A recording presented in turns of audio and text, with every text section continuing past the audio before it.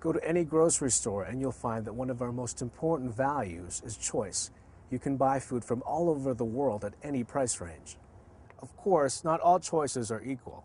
I can choose to buy a certain fruit instead of another fruit, but I can't put the fruit in my pocket and walk out the door. One choice is simply about my preferences, but another choice concerns something more grave, a choice between doing what is wrong or not. These kinds of choices are frowned upon by society or even made illegal. When the government found that a large Canadian meatpacking company's products were contaminated, they pulled all that brand name meat off the market. By then, dozens got sick and 15 Canadians had died. In doing so, they removed the choice of Canadians to purchase those products, even for Canadians who were willing to take the risk of eating that meat.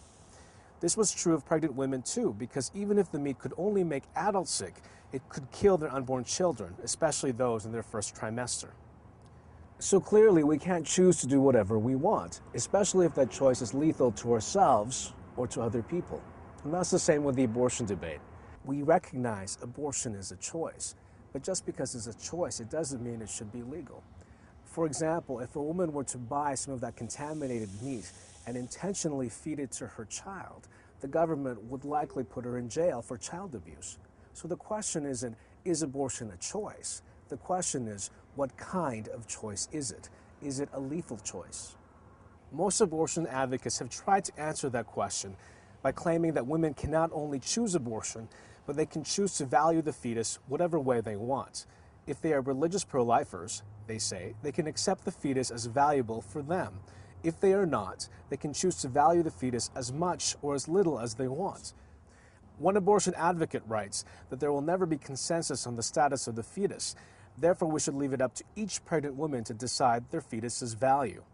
Of course, using that logic, that abortion advocate would have to agree that since societies around the world have never come to consensus about the value of women, we should let each individual culture determine for themselves what rights women should have.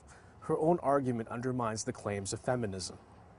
But that's the problem here. Abortion advocates have turned an objective claim pro-lifers make into a subjective one. They haven't really answered our question because they've changed the question. Let me illustrate.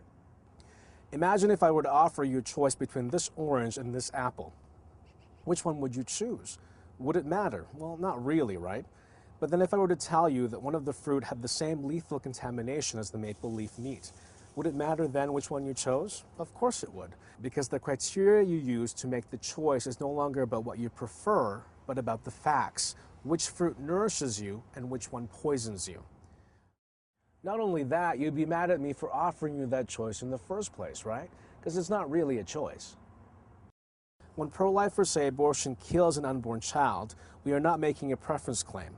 What we are saying is that there are good reasons to believe that the choice of abortion is lethal to someone. And these objective facts mean we need to pull that choice from the market, just like any other lethal choice. You may disagree, but you can't just dismiss our claims as our preferences, because that's not the kind of claim pro-lifers are making. Instead, you have to provide better facts than what we provided you. Oh, and ignorance is not an excuse either. Just because we don't know if a choice is potentially lethal, it doesn't give us a right to choose it. For example, if I were a hunter and I was shooting into the bushes when I saw something moving, I wouldn't be justified because I didn't check first to see if someone was actually there. In the same way, if I were to offer you fruit and I wasn't sure that one of the fruit wasn't poisoned, that would still be my fault. Some choices are good, but some choices are lethal and shouldn't be legal.